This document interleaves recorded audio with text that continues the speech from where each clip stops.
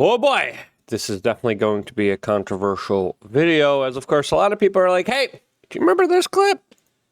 The way you are treating me is so repulsive. I have text messages, Megan, calling me an anti-Semite. But my moral character is now being put into question, Megan. Not my decisions.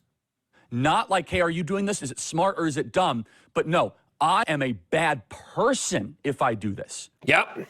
As of course, that's what you call extortion, manipulation, and blackmail, which looks like actually did happen with Charlie Kirk, as Candace Owens has released a group of text messages that highlight some really interesting behavior right before the passing of Charlie Kirk, as she is now announcing she is creating a dead man switch in case, of course, if anything happens to her. As it looks like this scenario, this situation definitely is getting more serious by the day here. As of course, originally, when a lot of these allegations came out, I'm like, where's the sources? Let's look at the sources. Andrew Colvett himself just verified. The man who, of course, was second in command under Charlie Kirk came out and had some very interesting things to say about what he thought initially happened, which highlights this picture behind the scenes that some people are saying, no, stop talking about it. It's not important. Other people are saying it is extremely important, especially with some of the glaring questions remaining to what happened to Charlie. We're going to go over all of that and a lot more all here on this independent media broadcast. If you appreciate these type of controversial videos, subscribe, click the notification button, as of course we got a big rabbit hole to go down. Now, a couple days ago, Candace Owens released this Charlie Kirk text message exchange in a private chat with few of the top individuals at TPUSA, where Charlie talks about losing a $2 million donor because he wouldn't cancel Tucker Carlson. He says, quote, Jewish donors play into all the stereotypes. I cannot and will not be bullied like this. A lot of people are like, Charlie would have never said that. It's fake. These text messages are fake. And I'm like, let's wait. Let's see if there's verification. Let's wait. And then, of course, we got verification. And in this text message exchange, Charlie Kirk even said himself, listen, you're leaving me no choice but to leave the pro-Israel cause, which would have been huge and massive since, of course, he was one of the biggest de-radicalizers of ultra-right-wing kind of ideology. Let's just be real with ourselves. You know, the left is like, he was a guy who loved the Germans. And no, he wasn't. He wasn't at all. He was actually fighting up against those types of ideologies, that type of radicalization, and that type of programming, which he vehemently stood up against. Now he also talked about in his text message exchange, I'm going to invite Candace Owens, which was huge. Andrew Colvett just came out and had to say this about the text message exchange. But I want to take the start of this show to address some of the things that have been going around on public, namely about a group text chain that has been made known and released by Candace Owens. And I just want to address it head on because, that was a screen grab that I had shared with people. So it is authentic. And I want to go into it because I actually am really excited that the truth is out there.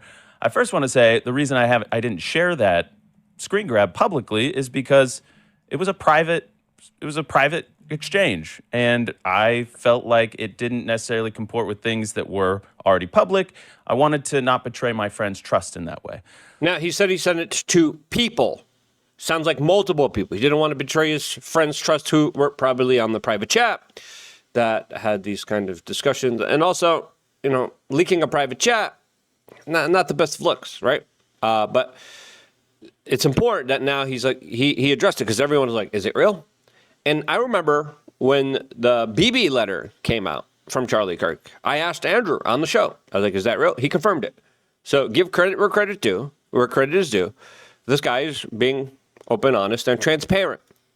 But I did share it with some people in government because it happened really quick. It was, it took 33 hours for authorities to get their suspect. And in those first moments, we wanted no stone unturned. This is the big part here. 33 hours, suspect still is on the loose. And it looks like Andrew is coming out saying, okay, who did this? Who's responsible? Look what was happening beforehand. Now there's another thing Candace just said beforehand that also looks pretty major. Pretty big of a bombshell type of revelation as well, which she says there's also text messages behind, which is big. Wanted to leave nothing unturned, so I shared it with a few people. Don't know where it went from there, apparently. I shared it with a few people, but obviously worried and thinking, holy cow, this could be the people that were, as Tucker Carlson said, torturing Charlie. That's what Tucker Carlson said. Tucker Carlson said behind the scenes, there was a major effort. And again, Charlie went to Tucker and was like, hey, Tucker, look at all the pressure I'm getting. That's probably why Tucker Carlson called out Bill Ackman and said also the Mossad's running the Epstein extortion blackmail operation in Washington, D.C. during the SAS TPUSA meeting, the last major kind of event for TPUSA. And now, before playing the rest of this clip by Andrew, which I think is very big, and now Candace also saying, yeah, Charlie feared for his life 24 hours before he passed. Another crazy bombshell and a dead man switch. This is like next level type of craziness that we're dealing with right now. That is wild. Before getting into all that, we got to pay the bills around here, and that's why we got to tell you really quick, just really shortly. LukeUnfiltered.com, 20 cents a day, $8 a month. You can't even get a latte for that anymore. I'm out on the streets now, not making my own coffee, and I'm like, this is insane. This is crazy. I might have to raise my prices soon. If you lock in at 8, we'll keep it at 8. We always make sure not to. We're not going to be like Netflix, increasing the price of the service after you signed up and agreed to do $8. So sign up now, because we're probably going to have to increase those prices for the basic cost of a latte and to adjust for the hyperinflation and destruction of the economy that we're dealing with right now. Again, I think it's 12 plus years of exclusive videos centered around helping you. 3 master classes. You get to talk to me one-on-one. We're going to be doing a special live event just for members. You name it, we got it all on LukeUnfiltered.com. Your membership is very important to us, and we can't thank you enough for signing up and supporting this independent media organization. Now, Candace Owens, and again, not financed by any government or corporation. We're financed by you. That means you doing your part. We are incredibly humbled and grateful for that. Now, Candace Owens just came out and said, should I release more of the text chain tomorrow? ? And she said, I'm going to release a name every day of the week now of people who are on this private text message kind of exchange here. And again, it's important to know here, all the people that were like, it's fake, it's fake, it's fake. All of them look like they have egg on their face, especially with what Andrew did, which what some people describe as opening up a whole can of worms now, especially when it comes to this very hot button topic issue that isn't the easiest to discuss.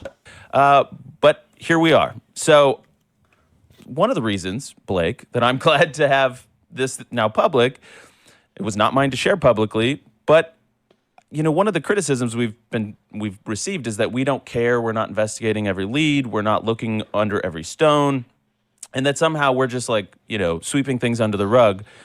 And when I say that we want justice for Charlie more than anybody else, I really mean it, and no stone unturned. I mean, I don't know if you want to chime in on that part. He said that before.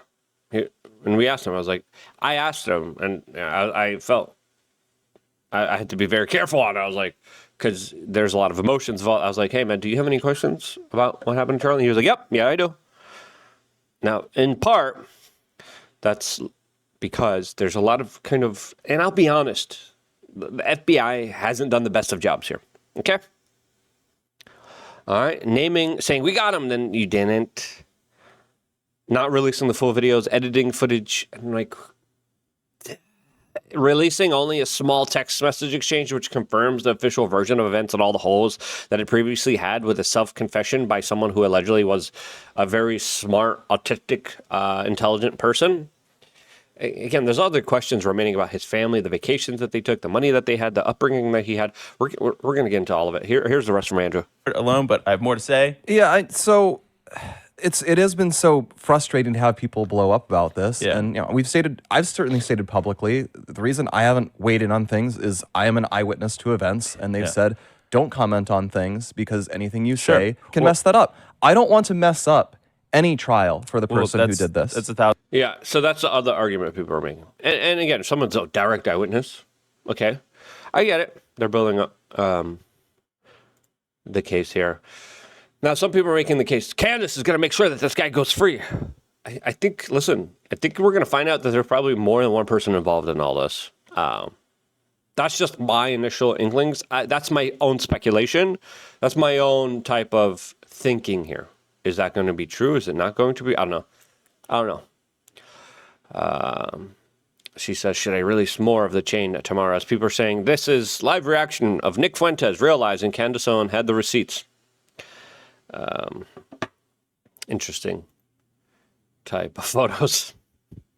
Other people are using this situation to meme the situation by saying, did you say Candace Owens faked the tweets, the text? And of course, she didn't.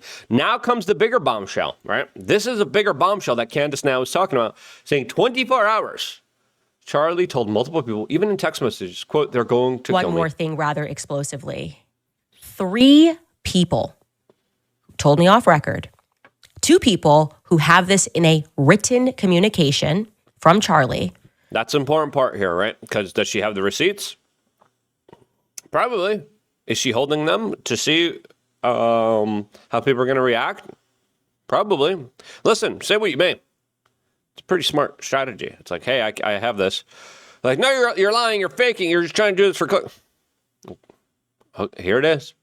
Now, I'm not the biggest fan of that. Some people say it's brilliant marketing PR. I'm just saying, just release all of it. Get it all out there. That's my take. And that has been my only kind of criticism. It's like, time is of the essence. Charlie was an incredibly powerful figure. We want to make sure that this doesn't happen to any other figure as well. And a lot of people who are in the same realm and shared the same stage with him are essentially saying, I don't want to end up like him. And we got to get to the bottom of this. So now maybe not the time for a media marketing type of event. Now is the time to release it all. Get it all out there. One who is a Turning Point USA donor, and I would say very much one of the white knights in this. The very day before Charlie Kirk died, he expressed that he thought he was going to be killed. He told these people, I think they're going to kill me. Okay. He did not express that to me. So I am telling you this based off the testimony of 3 people. And I am saying this because I hope that these people who I think are good will be inspired to come forward with that. Again, those conversations I had were off record. I honor that. If I say it's off record, it stays off record. But I'm hoping that watching what I am doing and feeling the energy that is rising across the world for people who want to know what the heck happened on 9/10, that, they will be brave and they will say, yeah, Charlie did the day before he died think that he was going to be killed, and maybe tell us, who is they? Well, for once and for all, who is they? Who is the they that he thought were going to kill him? Now, to answer... Who is they? That's an important type of thoughts here.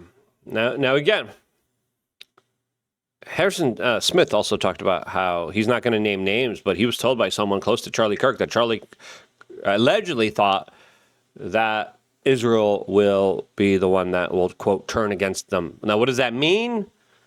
That's what Harrison Smith said. I want to see the receipt. I want to see the receipts. I'm like, I want to see full-on disclosure. Get it all out. Now is the time more than ever. So this is important here. I mean, telling multiple people, and a lot of people automatically are, it's Israel. Now, why are they saying that? Well, Charlie Kirk, being the kind of youth leader of the future Republican Party, a lot of people are saying, hypothetically, if he would turn on the, quote, greatest ally, that he would create massive amounts of backlash against that country, and that he would have potentially even maybe led a changing of the course. Because right now the course that we're on is Donald Trump laying out the red carpet, giving everything Bibi wants, delivering on it. And even when Bibi doesn't listen and publicly kind of humiliates him, Trump still continues giving him everything. But there's a little like scuttlebutt background. And everyone's kind of like wondering like, whatever happened to America first? Bombing Iran's not really America first. All of this, as it looks like, I'm going to do a separate video about this. We are very close to the bombing of Iran. Okay? Not even funny. There's some naval assets being moved around here, some preparations being made here, and it looks like this time it's going to be a big one.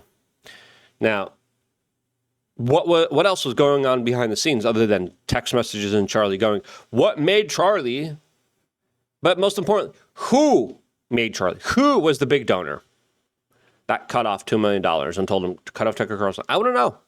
Why don't we know? I want to know what happened before these particular events where Charlie Kirk, and again, I have no reason not to believe Candace now, because she has proven herself to be honest with the receipts. And I always said, just show us the receipts. I want to see the receipts from this. I don't want to wait. I want to know the receipts. I want to know the backers. I want to know everything. I want to know the full context here, because all we're left here is like a few puzzle pieces. And it's like, here's a few puzzle pieces. It's like, okay, we're getting one big pic. We're seeing the picture here. Okay. And again, the conversation definitely deserves to be more nuanced here, as people are saying, hey, it's also weird how Josh Hammer, who was on the text thread, that Candace just released with the receipts, the day before, retweeted a 2013 Twitter post from Donald Trump talking about public executions for all to see will end this BS fast. As people are saying, that's weird. Candace Owens responded to that by saying, I knew nothing about Josh Hammer's random tweet about public executions the night before Charlie was publicly executed. In what context does this tweet make sense? Literally, WTF. And Josh Hammer released his own type of answer here and his own type of explanation. And he's been kind of battling and going against Candace. He released his own kind of understanding of this particular case here. Candace came out and says, we have questions about 9/10. We have questions about 9/11. And we are going to ask every single one of them. Thank you for your attention to this matter. And people were like, wait, you believe this text messages, but you don't believe the FBI text thread? I don't understand what that has to do with any of these type of conversations. It's not like we got a screenshot from a random investigative journalist. We got an FBI kind of narrative more forcefully pushed on us, which a lot of people see as a narrative, right? It's not like we got the full text messages. It's not like we got more kind of context here. We just got some weird messages that, as soon as I was reading, I don't remember reading it, I was like, this is weird. This doesn't make sense. Something's up here. You don't write like that. And then when you do, it just smelled, whether it's even the furry boyfriend being involved here and them kind of using this text message threads to kind of orchestrate this type of scenario and the situation and this belief system. I mean, there's a possibility that it was the furry boyfriend who did it. He's now missing. He could be in protective custody. He could be, of course, one of the key witnesses against all of it. But listen, hypothetically, it could be the furry boyfriend. But took the shot. It's like, okay, just I love you. I'll put it on me. Then when I go to court, they can't prove the case because I have an alibi that I'm just going to show them. Boom, whole case is done. We're all free. Right? Who knows? Hypothetically. But is there a form of MK Ultra? Utah also has a lot of intel agents, a lot of Mormons there, are very connected to the intel agencies. Candace responded saying, please respect that I'm like 10 moves ahead of an obvious the message isn't real op. And please honor the patience it took for me to wait for everyone to publicly lie first. Cassandra McDonald. Candace Owens says she received a tip, which she vetted, that George Zinn told medical staff at the hospital that he took credit. This is the guy who had the pants down right after Charlie was saying, I did it, who was almost everywhere during all these major events. Right? So Candace says she got a tip saying George Zinn told medical staff at the hospital, as he also confessed, he's like, oh, look, I got adult content here with children. Here we go. Here. Look at me. Also weird kind of connection here. That same guy told medical staff at the hospital that he took credit for shooting Charlie because he was being paid to. but that he did not know who was going to be paying him. Again, not a smart move. Maybe he's maybe just the ramblings of an insane, deranged person. And again, lots of people are arguing, no, Candace was wrong. Candace was right. A lot of this is surrounding Candace. I just want all the data. I want all the information. Listen, a lot of strange things surrounding this kid. He looked like he was extremely smart, right? He was like vacationing in these like extremely expensive places with his family, traveling on these like private charters to Alaska. Like he looks like he had a normal life, as some people are saying. Could be MK, could be CIA, could be a patsy. What do you think? I want to leave the question to you here. What do you think really is going on here? I think it's up for a lot of interpretation. Why? Because we still don't know what in the world exactly happened here. I think there's still a lot of glaring questions, a lot of important questions. And listen, Candace came out and she never claimed, she's insinuating that Israel did it. Obviously, that's the topic of discussion that a lot of people are discussing. What do you think? I want to be here if it wasn't for you guys subscribing to LukeUnfiltered.com. This is why I love you guys. Stay tuned for more, all here exclusively on YouTube.com/WeAreChange.